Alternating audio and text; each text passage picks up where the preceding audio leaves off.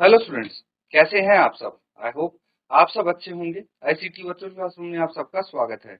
मैं विकास।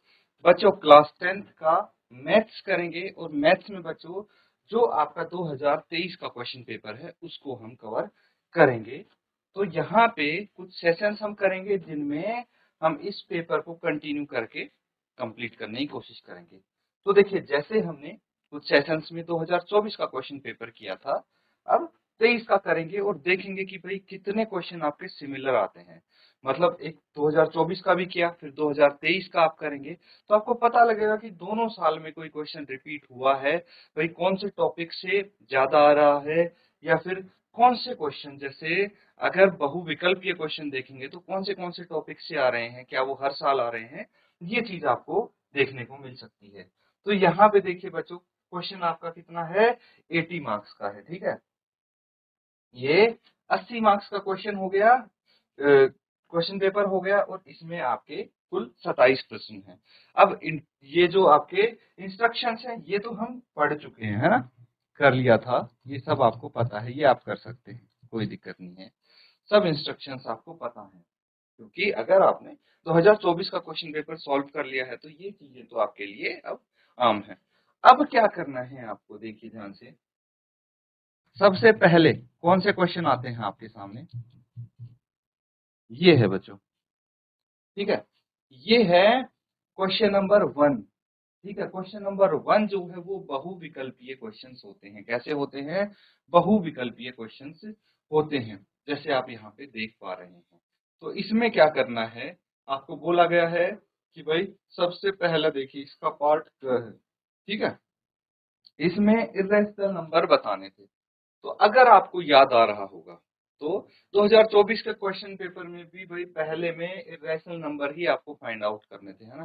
तो टॉपिक्स लगभग लगभग सेम है, क्वेश्चन की जो ये अंक हैं ये थोड़े से चेंज हो सकते हैं, बट जो क्वेश्चंस है वो आपके सिमिलर रहने वाले हैं। अब देखिए यहाँ पे क्या करने वाले हैं हम, इरेशनल नंबर कौन सा है वो फिगर आउट करेंगे। इरेशनल नंबर क्या होता है ये पता होना चाहिए, तभी आप कर पाएंगे। तो इरेशनल नंबर बच्चों अपरिमेय संख्या बोलते हैं, इरेशनल नंबर या फिर अपरिमेय संख्या इसको हम बोल सकते हैं। होता क्या है, कैसे इसको करेंगे, तो देखिए सबसे पहले हमारे पास यहाँ पे 4 विकल्प हैं। तो इसको करने के 2 तरीके हैं बच्चों, या तो आपको सीधा सही उत्तर पता है, करेक्ट आंसर पता है, टिक कर दीजिए, हो गया काम। इनमें से देखते ही पता लग गया आपको कि 2 वर्गमूल 2 क्या है, एक इर्रेशनल नंबर है, अपरिमेय संख्या है। मान लीजिए किसी को नहीं पता लगता देखते ही, तो क्या करेंगे आप, इर्रेशनल नंबर होते क्या हैं उसकी डेफिनेशन पता होनी चाहिए आपको। तो जो नंबर p बटे q की फॉर्म में नहीं लिखे जा सकते, है ना, इर्रेशनल नंबर होते हैं, मोटा मोटी आप ये समझ लीजिए। तो ये 0.125 है, डेसिमल नंबर है, p बटे q की फॉर्म में इजीली लिख सकते हैं, तो ये हमारा एलिमिनेट हो गया, पहला पार्ट तो आंसर नहीं हो सकता। फिर तीसरा देखिए, 2 वर्गमूल 4 है। वर्गमूल 4 को अगर हल करेंगे, यहां मैं कर देता हूं, 2 इंटू वर्गमूल 4 को क्या लिख सकते हैं, 2 लिख सकते हैं। √4 क्या होता है, 2 के बराबर होता है, 2 इंटू 2 होता है 4, 4/1 क्या है, p बटे q की फॉर्म में लिख सकते हैं इसको भी, है ना। ये देखिए ये कितना इंटरेस्टिंग है, वर्गमूल 2 है, वर्गमूल 8 है, उसको क्या लिख सकते हैं हम, वर्गमूल 8 को लिख सकते हैं बच्चों, यही लिख लेते हैं, 2 इंटू 4, है ना, 2 इंटू 4 ऐसे लिख सकते हैं। अब मैं 4 को अगर अंडर रूट से बाहर निकालूंगा तो, या फिर 4 का अंडर रूट कर दूंगा तो 2 आ जाएगा, है ना, और फिर ये अंडर रूट 2 और फिर ये अंडर रूट 2, ये एज इट इज। वर्गमूल 2 और वर्गमूल 2 कितना हो गया, 2 हो जाएगा, 2 दूनी 4, ये भी 4 आ जाएगा। तो 4/1 क्या हो गया, p बटे q की फॉर्म में। तो ये तीनों ही ऑप्शन आपके एलिमिनेट हो गए हैं, हट गए हैं।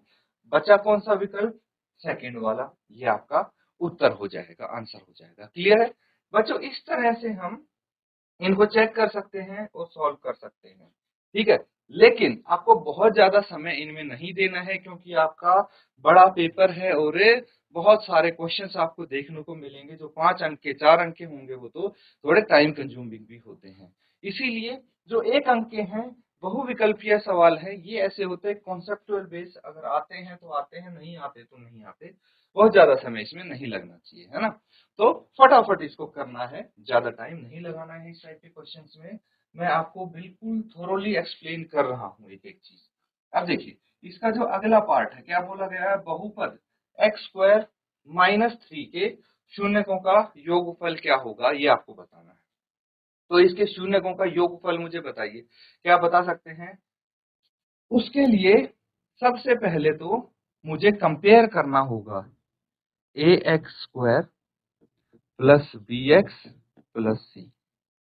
इससे कंपेयर करेंगे किसको, x² - 3 को। अगर इससे कंपेयर कर दिया तो आपके पास a की वैल्यू आ जाएगी। a की वैल्यू कितनी है, 1, यहाँ पे 1 हो जाएगी। फिर b की वैल्यू, b देखिए b x है, यहाँ पे x वाली टर्म नहीं है, मतलब b 0 रहा होगा तभी नहीं है। और c कितना है, -3।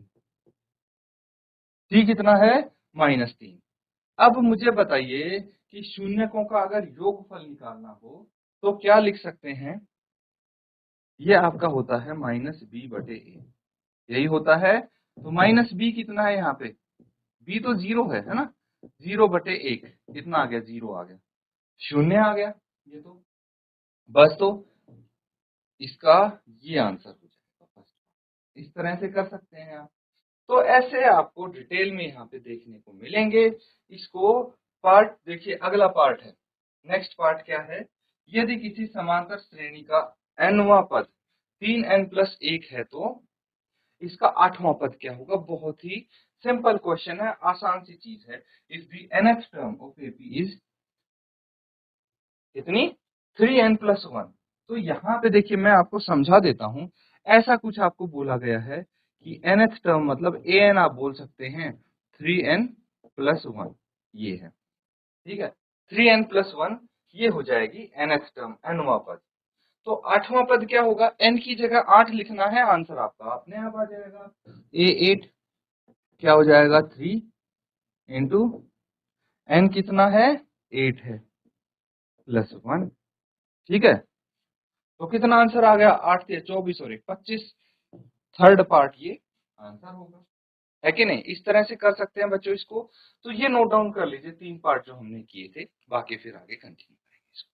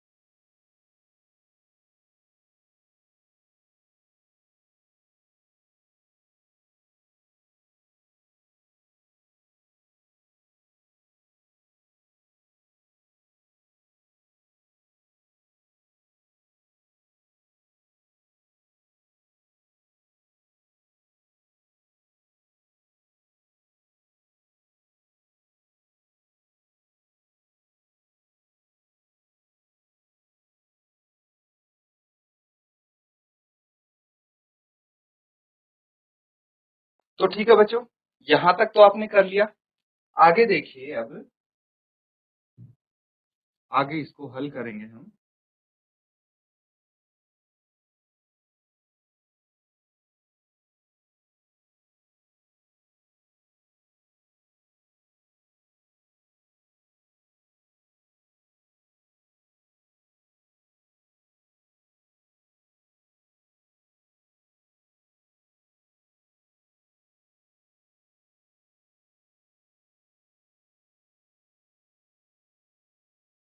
तो अब आपके सामने ये क्वेश्चन है, ठीक है। तो इसमें क्या बोला गया है, ध्यान से समझना है। यहाँ पे आपको बोला गया है यदि साइन ए बराबर है 1/2 तो cos a का मान होगा। If sine A is equal to 1/2 the value of cos a will be, क्या होगी। तो सबसे पहले आपको ये सोचना है साइन ए की वैल्यू 1/2, मतलब यहाँ पे a क्या होना चाहिए, साइन की कितने डिग्री पे वैल्यू 1/2 होती है। तो आपको ये पता होना चाहिए बच्चों कि साइन 30 डिग्री क्या होता है, 1/2 होता है। है ना। साइन 30 डिग्री 1/2 होता है, तो यहाँ पे ए कितना है, ए 30 डिग्री आया कि नहीं आया, 30 डिग्री आया है। अब मुझे बताइए कि कोस ए की बात पूछी है, ए तो 30 डिग्री है, तो कोस 30 डिग्री कितना होना चाहिए, कोस 30 डिग्री होता है √3/2, है ना। फोर्थ सही ऑप्शन है। इतने छोटे छोटे मिलेंगे बच्चों, कॉन्सेप्ट बेस्ड क्वेश्चन है ये, है ना। ट्रिग्नोमेट्री से आ गई ये क्वेश्चन। यहाँ पे क्या बोला गया है, बिंदुओं 4, 5 और 6, 9 को मिलाने वाली रेखा के मध्य बिंदु के निर्देशांक होंगे। The coordinates of the midpoint of the line joining the points 4, 5 and 6, 9 will be, क्या होंगे। कुछ नहीं है, बहुत सिंपल है। यहाँ पे आपको मिड पॉइंट फॉर्मूला पता होना चाहिए। मिड पॉइंट फॉर्मूला अगर पता है तो आ गया answer, x1 plus x2 by 2, y1 plus y2 by 2। ठीक है, ऐसे लिख दिया मैंने, स्पेस नहीं था इसलिए। तो अब आप क्या करेंगे, इनकी वैल्यूज देखेंगे। देखिए 4 प्लस 6 कितना हो गया, 10, 10/2 5 आ गया, तो एक कोऑर्डिनेट तो 5 आ गया। अब देखिए 5 पहला x का कोऑर्डिनेट आ गया, तो ये फर्स्ट और फोर्थ एलिमिनेट हो गए, हट गए। तो वैसे ही आपको पता लग गया सेकंड और थर्ड में से कुछ होगा। अब देखिए 5 प्लस 9 कितना होता है, 9 और 5 14, 14/2 7 आ गया, तो y का कोऑर्डिनेट 7 आ जाएगा, ये आपका आंसर हो जाएगा। It is so simple. इस तरह से करेंगे। अब देखिए ये भी बहुत आसान है, क्या बोला गया है, दो समरूप त्रिभुजों की भुजाओं का अनुपात आपको दिया है, तो क्षेत्रफलों का अनुपात क्या होगा। देखिए अगर sides of two similar triangle are in the ratio 4:9, areas of these triangles will be in the ratio, क्या रेशियो में होगा बच्चों। देखिए 4 का स्क्वायर होता है 16, 9 का 81, है ना। ये आपका आंसर हो जाएगा, तो इसको भी नोट डाउन कर लीजिए।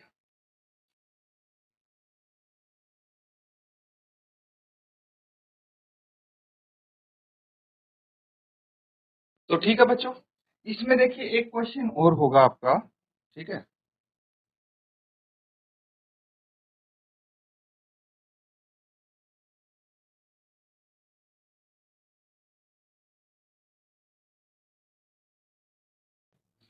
ये आ जाएगा, क्या बोला है इसमें, यदि द्विघात समीकरण, ठीक है, द्विघात समीकरण आपको दिया गया है x² प्लस के एक्स माइनस 6, इसका एक मूल दे दिया, एक रूट दे दिया है, क्या है 1, तो k का मान आपको बताना है। अब कॉन्सेप्ट अगर क्लियर है आपका तो इजीली आप बता पाएंगे। रूट क्या होता है बच्चों, मूल क्या होता है, तो मूल वो होता है जहां पे x का मान अगर हम ये रख देंगे, x का मान 1 रख देंगे, तो ये पूरी इक्वेशन 0 के बराबर हो जाएगी, दैट्स कॉल्ड इट्स रूट। तो हम यहाँ पे यही करते हैं कि भाई एफ एक्स है ना, एफ एक्स हमें दिया है x² प्लस के एक्स माइनस 6, है ना। तो x की जगह यहाँ पे क्या रखना है, 1 रखना है आपको। तो कितना आ जाएगा, ये आ जाएगा 1 का square plus K into 1 minus 6 is equal to 0। बस इसको सॉल्व कर लीजिए, आपका आंसर आ जाएगा 1 प्लस के is equal to 6, K is equal to 6 minus 1 that is 5। 5 answer आ गए, दैट्स योर आंसर। इजीली कर सकते हैं इसको। तो इस तरह से बिल्कुल आसान आसान से सवाल आपके सामने आएंगे जिनको आपको करना है, तो ये भी नोट डाउन कर लीजिए आप। अब देखिए, तो ठीक है बच्चों, यहां तक हो गया है। अब आगे इसको करेंगे हम।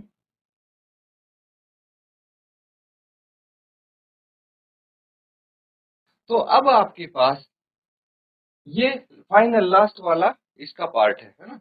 क्या है, एक पासे को एक बार फेंका जाता है, एक सम संख्या प्राप्त होने की प्रायिकता क्या होगी। तो सबसे पहले आप ये देखिए, बहुत इजी क्वेश्चन है।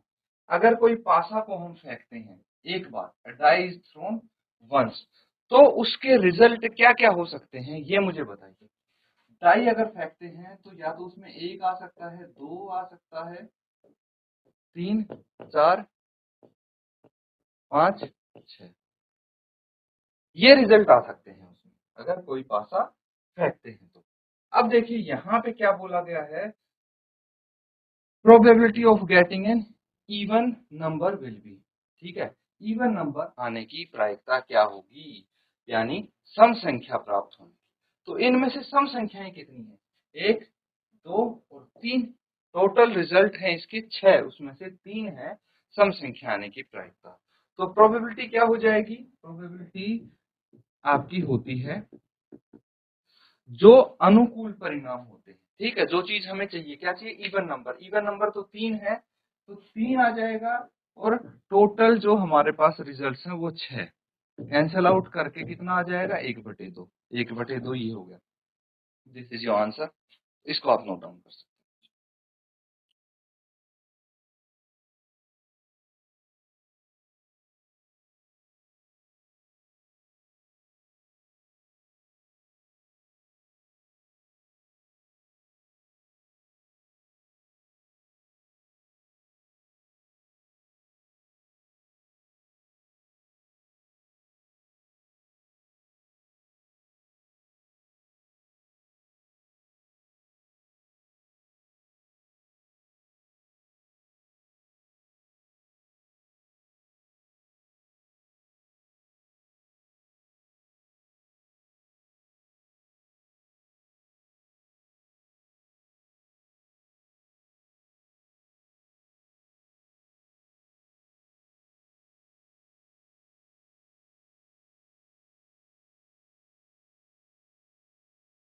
तो ठीक है बच्चों, यहाँ पे आपके जो ये बहुविकल्पीय क्वेश्चंस हैं, इस तरह से आप कर सकते हैं।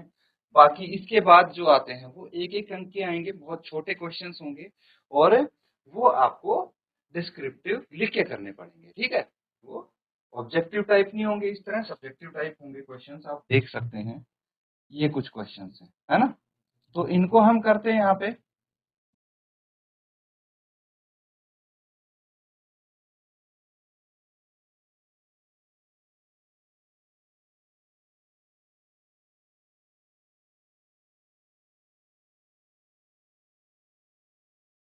ये क्वेश्चन देखिए, क्या बोला गया, द्विघात समीकरण, आपको द्विघात समीकरण दिया है ax² + bx + c = 0 के मूलों की प्रकृति क्या होगी, ये आपको बताना है, ठीक है, इसके मूलों की प्रकृति क्या होगी, what will be the nature of roots, ये क्वाड्रेटिक इक्वेशन आपको दे दी है। तो इससे आप क्या निकालेंगे, विविक्त कर निकाल लेंगे, है ना, डिस्क्रिमिनेंट, अगर इसका 0 है, बता दिया गया है कि डिस्क्रिमिनेंट वही आपका 0 है, तो रूट्स कैसे होंगे। तो बच्चों याद करने की कोशिश कीजिए कि अगर डी आपका 0 था, 3 कंडीशन थी ना, या तो डी 0 होता है, या डी 0 से बड़ा होता है, या डी 0 से छोटा होता है। इन तीनों कंडीशंस को याद करके बताइए कि भाई अगर डी 0 होगा तो नेचर कैसा होगा रूट्स का, ठीक है, अगर डी 0 होता है तो रियल एंड इक्वल रूट्स होते हैं, है ना, ये आप आंसर में लिख देंगे। उसके बाद फोर्थ पार्ट है समांतर श्रेणी 2 4 6 8 का nवां पद क्या होगा, ये भी बहुत इजी है, यहीं पे कर दे हम इसको सॉल्व। देखिए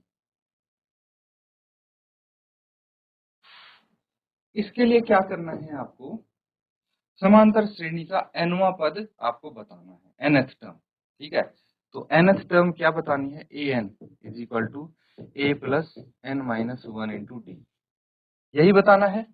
अब a कितना है लिख लीजिए बच्चों, a है यहाँ पे 2, d कितना है, d है 4 - 2, 2 आ गया, db कितना आ गया, 2 आ गया, सार्वंतर 2 है, प्रथम पद 2 है, तो इसमें आपको an बताना है, n की वैल्यू तो नहीं पता ना, एज इट इज लिख देंगे, 2 + n-1 × db 2 है।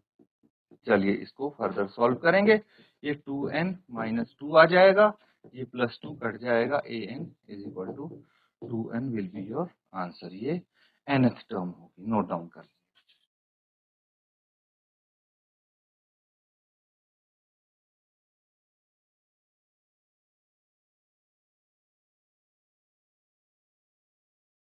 तो ठीक है बच्चों, इस तरह से हम इस क्वेश्चन पेपर को डिस्कस करने वाले हैं।